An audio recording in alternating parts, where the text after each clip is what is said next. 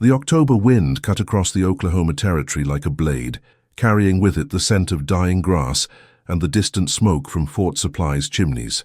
Jacob McKenna pulled his worn coat tighter as he guided his mare, Bessie, along the ridge overlooking the military outpost. At 43, Jacob had the weathered look of a man who'd spent too many years under the harsh prairie sun, his beard streaked with premature gray, and his blue eyes narrowed against the constant wind. He wasn't supposed to be this close to the fort, not after his heated exchange with Captain Morrison 3 weeks prior about the treatment of the Apache prisoners, but Jacob's cattle had wandered, and duty demanded he track them down, even if it meant skirting military territory. The fort sprawled below like a brown scar on the landscape, its wooden walls enclosing barracks, supply buildings, and the makeshift prison compound where nearly 200 Apache men, women, and children were held. Jacob's jaw tightened as he watched the smoke rising from the compound. He'd heard the stories from other ranchers: inadequate food, overcrowded conditions, families torn apart. It gnawed at him, this systematic cruelty dressed up as military necessity. A flash of movement caught his eye. A small figure darted from behind the fort's supply building, moving with desperate speed toward the creek that ran along the compound's eastern edge. Jacob pulled out his field glasses, adjusting the focus until the figure sharpened into clarity. A girl, no more than 12 or 13, her long black hair streaming behind her as she ran. Apache, by the look of her worn buckskin dress and moccasins. She stumbled once, falling hard on the rocky ground, then scrambled to her feet and kept running. Even from this distance, Jacob could see the panic in her movements. Behind her, the fort's alarm bell began to clang. "Jesus," Jacob muttered, watching as soldiers poured from the barracks like angry ants. The girl had maybe a 5-minute head start, but she was heading straight into open country with nowhere to hide. They'd run her down within the hour. Jacob should have stayed put, should have minded his own business and let the military handle their own affairs. That's what any sensible man would do. But as he watched the small figure disappear into the brush along the creek, something twisted in his chest. A memory of his own daughter, Sarah, who would have been about this girl's age if she'd lived past the fever that took her and his wife Martha 5 years ago. The decision made itself. Jacob spurred Bessie down the backside of the ridge, angling toward the creek. If he was quick and lucky, he might intercept the girl before the soldiers spread their search net too wide. The fool thing was, he had no idea what he'd do then. The terrain worked in his favor, rolling hills broken by stands of scrub oak and deep ravines carved by spring runoff. Jacob knew this country like his own heartbeat, had hunted and ranched here for 15 years. The soldiers, most of them fresh from eastern forts, would struggle with the broken ground and hidden gullies. He found her tracks at the creek crossing, small moccasin prints in the mud alongside the desperate scrape marks where she'd slipped on the wet stones. She was heading northwest, toward the Antelope Hills. Good instincts, but she was leaving a trail a blind man could follow. Jacob tied Bessie to a cottonwood and continued on foot, moving carefully through the brush. The girl's labored breathing reached him before he saw her, tucked behind a fallen log barely 50 yards from the creek. She was trying to muffle her sobs, her small body shaking with exhaustion and terror. When Jacob stepped into view, she bolted upright like a startled deer, her dark eyes wide with fear. She spoke rapidly in Apache, backing away until she hit the log behind her. Her dress was torn at the shoulder, and scratches covered her arms from running through thorns. "Easy now," Jacob said softly, raising his hands to show he meant no harm. "I'm not going to hurt you." The girl said something else in Apache, her voice higher now, more desperate. She looked ready to run again despite having nowhere to go. Jacob crouched down, making himself smaller, less threatening. "You speak English?" he asked gently. She nodded once, quick and frightened. "What's your name?" She stared at him for a long moment, as if weighing whether to answer. "Aiyana," she finally whispered. "Aiyana," Jacob repeated. "That's a pretty name. I'm Jacob. And right now, Aiyana, you're in a heap of trouble. Those soldiers are going to be here soon, and they're not going to be gentle when they catch you." Fresh tears spilled down her cheeks. "Please," she said, the word barely audible. "Please, no go back." The broken English hit Jacob harder than any perfectly formed plea could have. This child, terrified and alone, was begging him not to turn her over to men who saw her as nothing more than a problem to be contained. In the distance, Jacob could hear the soldiers calling to each other, their voices growing closer, maybe 10 minutes before they reached this spot. "Listen to me, Aiyana," Jacob said urgently. "I can help you. "But you have to trust me. Can you do that?" She searched his face, looking for deception or cruelty. Whatever she saw there must have convinced her, because she nodded. "Good girl. Now, we need to move, and we need to move quiet. You understand?" Another nod. Jacob stood slowly, keeping his movements calm and deliberate. "My horse is just back there by the creek. We're going to walk to her real easy, and then we're going to ride up into the hills where they can't find us. But Aiyana," he looked directly into her eyes, "once we do this, there's no going back. You understand what I'm saying?" She understood. Jacob could see it in the way her small shoulders straightened, in the way she wiped the tears from her face. This wasn't just about running anymore. This was about choosing a different life entirely, with all the dangers that choice entailed. "I understand," she said clearly. The voices were getting closer now. Jacob held out his hand, and after a moment's hesitation, Aiyana took it. Her fingers were small and cold, but her grip was firm.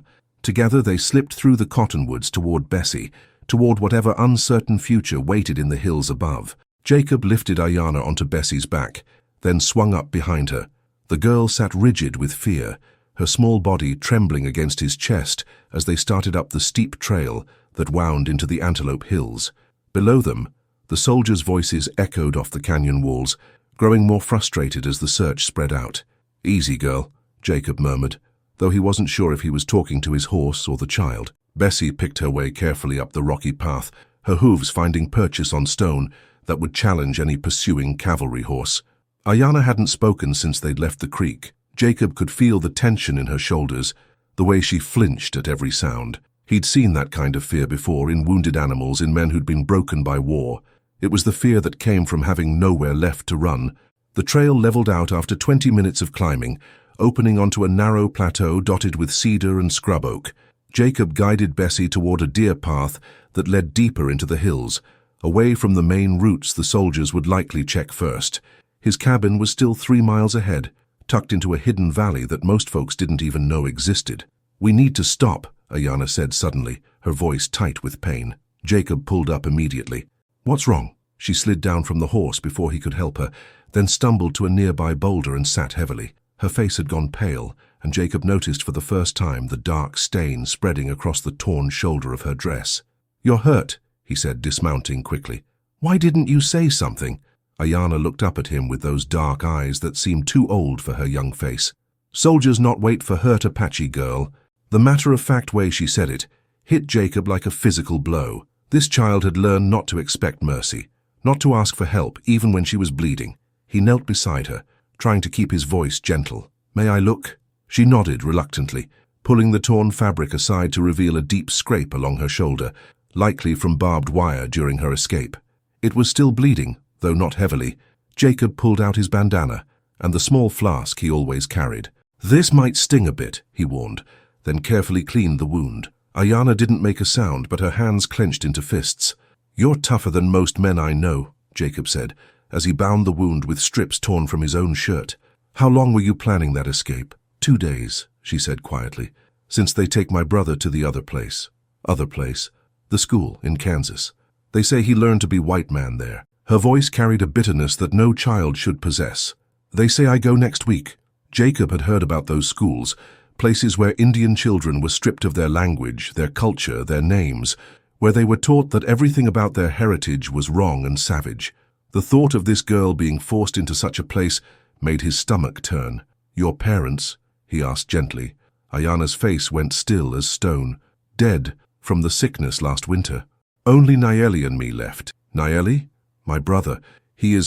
Was 16. She looked down at her hands. "He tell me to be strong, to remember who I am, no matter what they do." The sound of horses carried on the wind from somewhere below, still distant, but getting closer. Jacob finished tying off the bandage and helped Aiyana back onto Bessie. "We need to keep moving," he said. "My place isn't far now." As they rode deeper into the hills, Jacob found himself studying the landscape with new eyes. He'd chosen this remote valley for its isolation, wanting nothing more than to grieve his losses in peace. Now that same isolation might be what kept this child alive. The cabin came into view as they crested the final ridge, a sturdy log structure with a stone chimney, built into the hillside and partially hidden by a stand of pine trees. Jacob had designed it to be nearly invisible from the valley floor, and had spent months hauling logs and stones up the winding trail. It wasn't much to look at, but it was solid and defensible.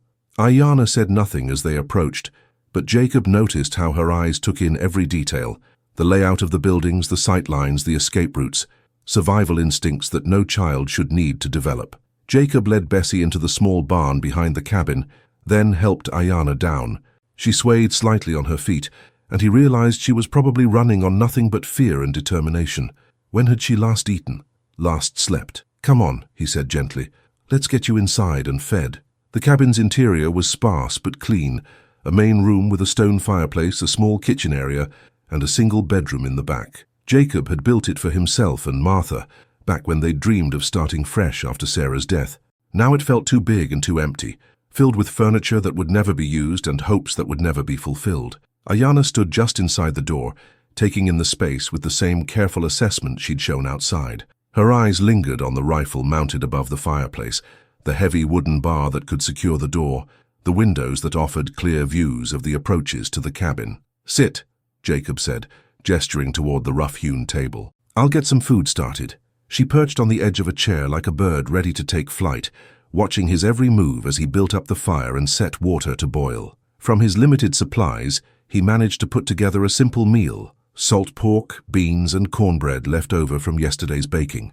Aiyana ate with mechanical efficiency, not seeming to taste the food, but clearly needing its sustenance. Jacob watched her covertly, noting the way she positioned herself to keep both the door and the windows in sight, the way she tested each bite carefully before swallowing. "How long since you ate?" he asked. 2 days, maybe 3. She looked up at him suddenly. "Why you help me?" It was a fair question, and one Jacob wasn't entirely sure he could answer.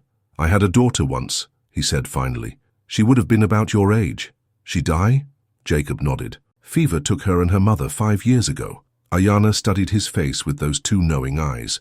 "You think helping me bring them back?" The directness of the question caught Jacob off guard. This child saw through pretense, like it was window glass. "No," he said honestly. "The dead don't come back, but maybe I can keep someone else from joining them." She seemed to accept this answer, returning to her meal without comment. Outside, the wind picked up, rattling the windows and sending pine needles skittering across the roof. The sound made both of them tense. Any noise could signal approaching danger.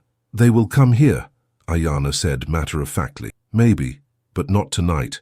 And this place is harder to find than you might think. And tomorrow?" Jacob met her gaze. "Tomorrow we figure out how to keep you alive and free, one day at a time." For the first time since he'd found her, something that might have been hope flickered in Aiyana's dark eyes. It was a fragile thing, easily broken, but it was there. Outside, the wind continued to howl through the hills, carrying with it the scent of winter and the distant sound of men calling to each other in the darkness. The hunt was just beginning. Jacob woke before dawn to the sound of horses on the trail below. He'd been sleeping lightly, one ear always listening for trouble, and the distant jingle of cavalry tack sent him bolt upright. Through the cabin's small window, he could see torches moving through the darkness like fireflies. At least 6 riders, maybe more. Aiyana was already awake, crouched by the window in the main room with the alertness of a wild animal sensing danger. She'd slept on the floor, despite Jacob's offer of the bed, wrapped in one of Martha's old quilts. Now she looked at him with eyes that held no surprise, only grim acceptance. "Captain Morrison," Jacob whispered, recognizing the commanding voice that carried up from the valley. The man was known for his thoroughness and his cruelty. He wouldn't give up easily. "They know you helped me," Aiyana said quietly. Jacob shook his head. "Maybe. Or maybe they're just checking every homestead in the territory." But even as he said it, he knew she was probably right. Someone at the fort must have seen him near the search area. Or maybe they'd found tracks he'd missed. The riders were spreading out now, 3 heading up the main trail toward the cabin, while the others positioned themselves to cut off escape routes. Professional tactics. These weren't just soldiers. They were hunters, and they knew their business. "Back room," Jacob said urgently. "There's a root cellar behind the bed. You can hide there." Aiyana shook her head. "If they find me, they hurt you too. I go now into hills." "In the dark. You'll break your neck on those rocks, and they'll track you down come morning anyway." Jacob moved to the rifle above the fireplace, checking the load. "We stick together." Heavy boots on the porch, a fist pounding on the door. "McKenna, open up!" Jacob motioned for Aiyana to get down, then walked to the door with deliberate slowness. He lifted the wooden bar and opened it just wide enough to show his face, blocking the view inside. Captain Morrison stood on the threshold, a lean man with cold grey eyes and a perfectly groomed mustache. Behind him, 2 soldiers flanked the door, while a third held the horses. All had their weapons ready. "Captain," Jacob said evenly, "kind of early for a social call." "Cut the pleasantries, McKenna. We're looking for an escaped prisoner.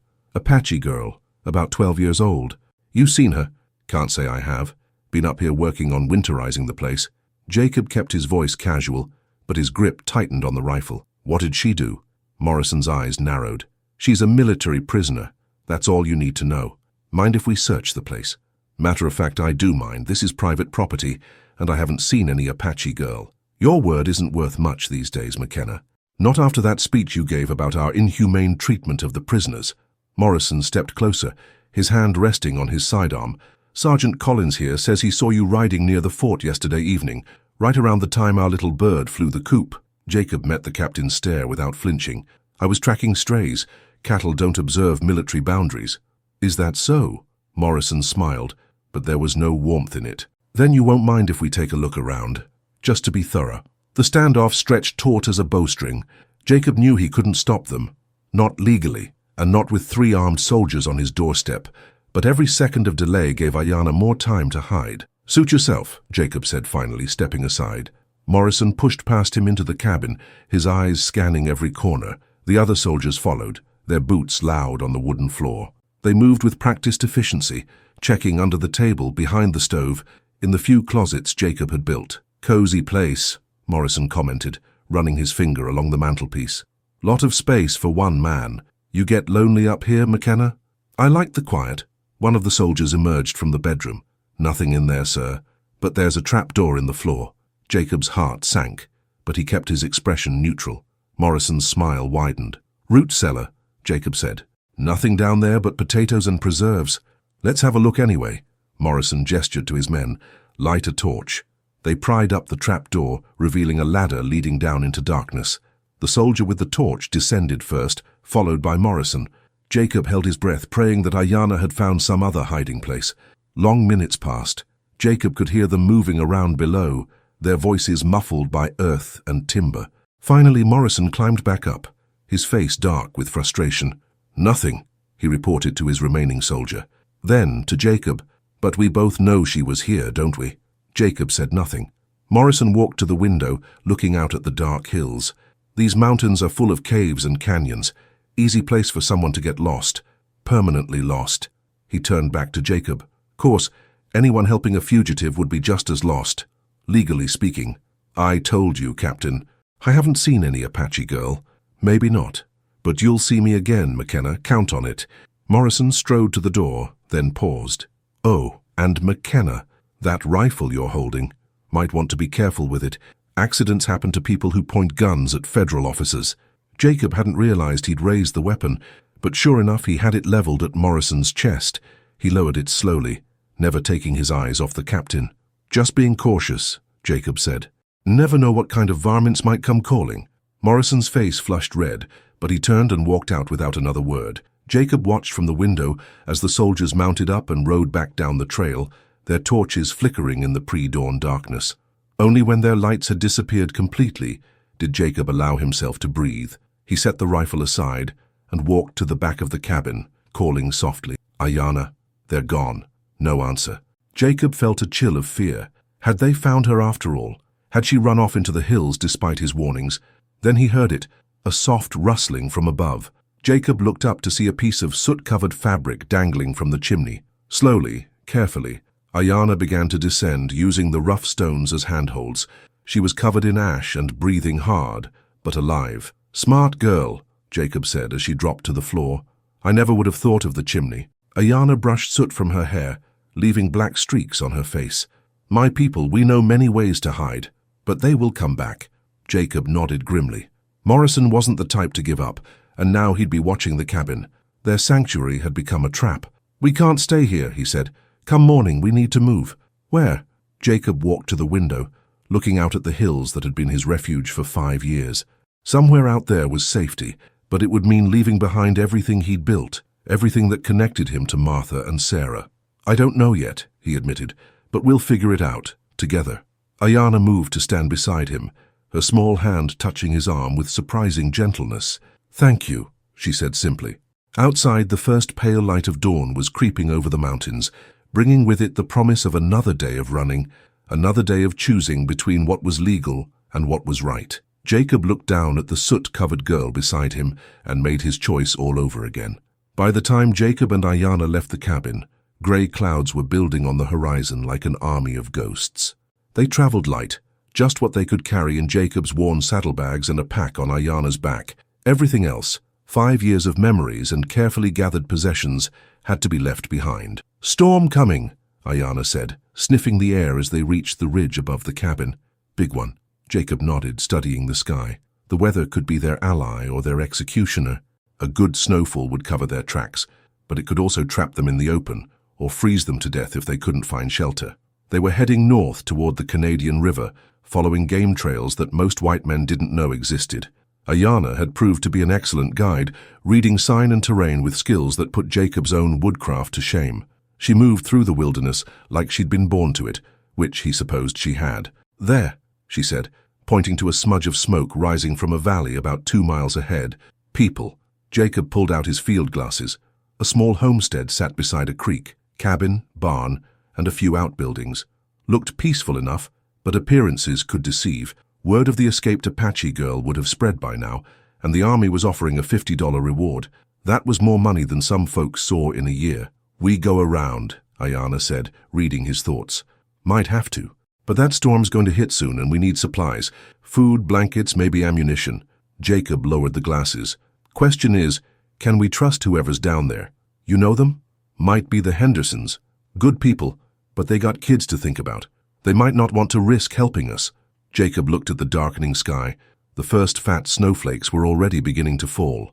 "We need to decide quick." Aiyana was quiet for a long moment, her dark eyes studying the distant homestead.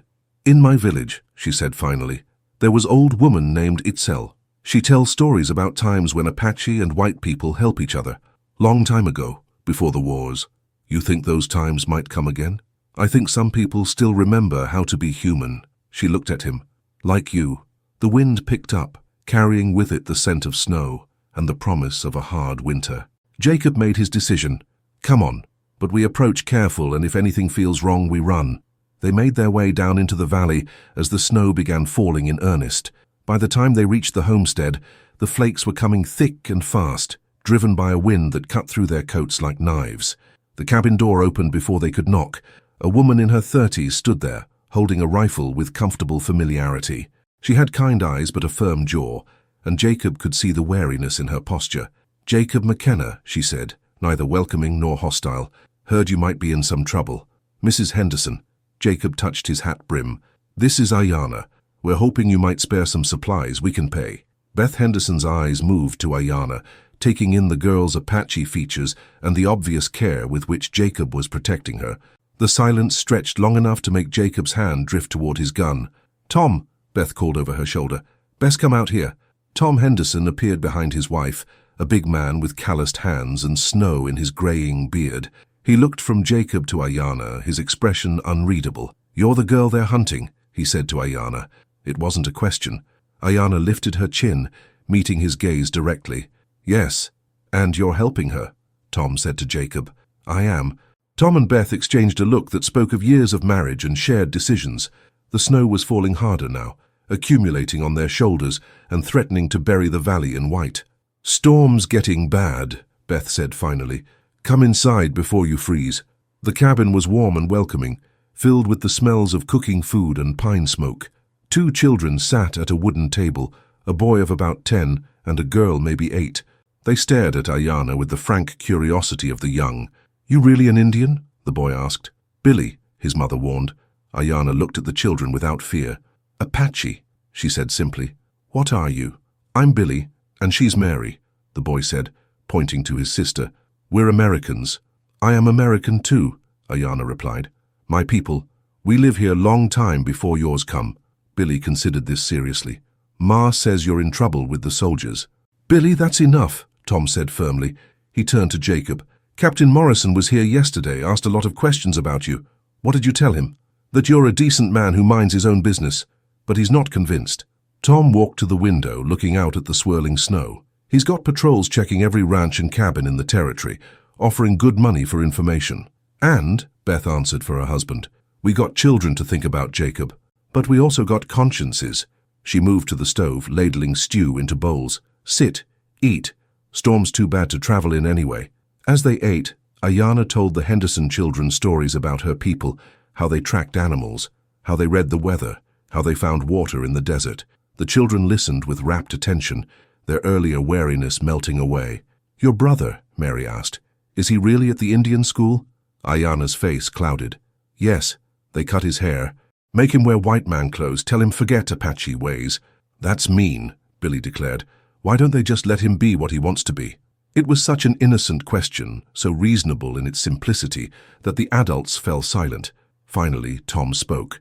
Sometimes, son, grown-ups make decisions that don't make much sense, even when they think they're doing the right thing. Outside, the wind howled like a living thing, driving snow against the windows in sheets. Jacob knew they wouldn't be traveling anywhere tonight, maybe not tomorrow either. The storm was fierce enough to ground even Morrison's patrols. There's a line shack about 10 miles north of here, Tom said quietly to Jacob as the children played with Aiyana by the fire. Used to belong to the old Rocking M spread before they went bust. It's not much, but it's shelter, and most folks have forgotten it exists. Why are you helping us? Jacob asked. Tom looked at his own children, laughing as Aiyana showed them how to make shadow animals on the wall. Because that girl's somebody's daughter, same as Mary, and because Morrison's the kind of man who'd separate a child from her family and call it civilization. Beth joined them, her face troubled. But you can't stay here, Jacob. If they find you with us, I know. Soon as the storm breaks, we'll move on. And then what? You can't run forever. Jacob had been asking himself the same question. Every mile they traveled took them farther from safety and deeper into a country where an Apache girl and the white man protecting her would find few friends. But looking at Aiyana now, seeing her smile at something Billy had said, Jacob knew he couldn't give up. I don't know, he admitted, but I'll figure something out. Outside, the storm raged on, burying the world in white silence. Inside the Henderson cabin, two children from different worlds shared stories by firelight, while the adults wrestled with choices that would define who they really were. The war between cultures might be waged with bullets and laws, but the real battles were fought in moments like this, in small acts of kindness that dared to bridge the vast chasms of fear and misunderstanding. Tomorrow would bring new dangers, new choices. But tonight, around a warm fire, humanity had won a small victory against the forces that sought to divide them. The storm broke on the third day, leaving the world crystalline and white under a pale winter sun. Jacob and Aiyana had spent the time well, resting, planning, and gathering supplies from the Hendersons' generous stores. But as the snow stopped falling, both knew their sanctuary was ending. Tom Henderson rode with them to the line shack, his breath forming clouds in the bitter air as he pointed out landmarks and warned of potential dangers. The abandoned cabin sat in a grove of bare cottonwoods, its roof partially collapsed, but its walls still solid. Should keep you dry, Tom said, dismounting to check the interior. There's a good well out back and plenty of deadfall for firewood. Jacob shook the man's hand, words inadequate for the gratitude he felt. I won't forget this kindness. Just keep that girl safe, Tom replied. And Jacob, there's talk in town. Morrison's getting pressure from territorial officials to end this quick. He's bringing in more men, maybe even some Apache scouts from other tribes. This hunt's about to get a lot more serious. After Tom left, Jacob and Aiyana worked together to make the line shack habitable. They patched holes in the roof, cleared debris from the main room, and established defensive positions at the windows. Aiyana moved with quiet efficiency, her survival instincts honed by a lifetime of uncertainty. You have plan? She asked, as they shared a simple meal of salt pork and hardtack. Jacob stared into the small fire they'd built in the stone hearth. Working on it. There's a settlement called Caldwell up in Kansas. Got some Quaker folks there who help runaway slaves, Indians, anyone needing sanctuary. If we could reach them. How far? Maybe 60 miles, through country that's crawling with soldiers. Jacob looked at her seriously. It won't be easy, and once we start that journey, there's no turning back. Aiyana was quiet for a long moment, her dark eyes reflecting the firelight. My grandmother, she tell me story once, about great journey Apache people make long ago, when the world was young. She say sometimes to find home you must first lose everything. Wise woman, your grandmother? She say something else too. She say courage is not about being unafraid. Courage is doing what you must do, even when fear lives in your heart like winter wind. Before Jacob could respond, the sound of approaching horses drifted through the thin walls, many horses moving fast. Jacob grabbed his rifle and moved to the window, peering through a gap in the boards. At least 20 riders were spreading out around the line shack, their blue uniforms stark against the white snow. Captain Morrison sat his horse in the center, his face grim with determination. Behind him, Jacob spotted something that made his blood run cold. 2 Apache men in Army Scout uniforms, their keen eyes already reading tracks and sign that would tell them everything they needed to know. "Surrender yourself, McKenna," Morrison's voice carried clearly in the cold air. "You're surrounded, and we know the girl's with you. Come out peaceable and no one gets hurt." Jacob looked at Aiyana, who had gone completely still. Her face showed no fear, only a kind of resigned acceptance that broke his heart. "I go to them," she said quietly. "You stay. Tell them I force you to help." "Like hell." Jacob checked his rifle, then looked around the cabin for anything that might serve as additional weapons or cover. "We're not giving up, not after coming this far. You cannot fight 20 soldiers. Maybe not, but I can make them pay for what they're taking." Jacob met her eyes. "That's what your grandmother would call courage, isn't it?" A small smile touched Aiyana's lips.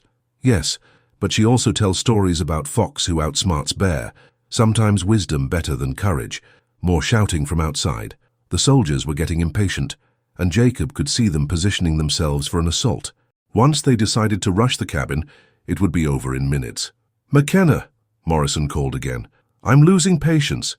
You've got 1 minute to come out or we're coming in." Jacob was calculating angles and cover when Aiyana touched his arm. "There is another way," she said softly. She moved to the back window, pointing to a drainage ditch that ran from behind the cabin toward a stand of trees about 100 yards away. The depression was filled with snow, but it might provide enough concealment for one person to slip away unnoticed. "You go," she said. "I stay. Keep them busy." "Absolutely not. Listen." Aiyana gripped his arm with surprising strength. "My brother Nayeli, he at the school in Kansas. Maybe Caldwell people, they help him too, but only if someone alive to ask them." Jacob stared at her, understanding flooding through him. She wasn't just talking about escape, she was talking about rescue, about using her sacrifice to save not just herself eventually, but her brother as well. 30 seconds, McKenna," Morrison shouted. "There has to be another way," Jacob said desperately. Aiyana shook her head. "You know there is not. But this not end of story, this just next chapter." The wisdom in her young face was staggering. Jacob realized that while he'd been trying to save her, she'd been teaching him something far more valuable, that sometimes the greatest courage lay not in fighting, but in believing that hope could survive even the darkest circumstances. "Time's up," Morrison yelled. Jacob made his choice. He pulled off his coat and wrapped it around Aiyana, then grabbed the few supplies he could carry. "When I get to Caldwell, I'll find your brother. I promise you that. I know you will." Aiyana smiled, and for a moment she looked like any other child. "Now go, before they decide to burn the cabin." Jacob squeezed through the back window and dropped into the snow-filled ditch. The cold bit through his clothes immediately, but he began crawling toward the trees using the depression for cover. Behind him he heard Aiyana call out to the soldiers, "I come out! Do not shoot!" Jacob paused, looking back to see her small figure emerge from the cabin, hands raised. Morrison rode forward, his face triumphant but not cruel. Whatever else he was, the captain wasn't a monster. He wouldn't harm a child unnecessarily. "Smart girl," Morrison said, as his men moved to surround her. "Where's McKenna?" Aiyana looked directly at the trees where Jacob was hiding. For a moment, their eyes met across the snowy expanse. Then she spoke loud enough for him to hear. "He go to find my brother, to bring him home." It was both truth and misdirection, both sacrifice and hope. Jacob watched as they lifted her onto a horse, watched as the column began moving back toward Fort Supply. Only when they disappeared beyond the ridge did he allow himself to move. The journey to Caldwell would be long and dangerous, but Jacob no longer traveled alone. He carried with him the memory of a 12-year-old girl who'd faced down the United States Army with nothing but courage and hope. He carried the promise he'd made to reunite a sister and brother torn apart by forces beyond their control. Most importantly, he carried the lesson Aiyana had taught him, that in a world divided by fear and hatred, Individual acts of love and compassion could still change everything. The sun climbed higher, warming his back as Jacob McKenna set out across the vast Kansas plains. Behind him lay a shattered life and broken dreams. Ahead lay uncertainty and danger, but also hope, always hope. Because somewhere in Kansas, a young Apache boy named Nayeli was waiting for someone to remember that he had a sister who loved him and a surrogate father who'd learned the true meaning of family from the most unlikely teacher of all.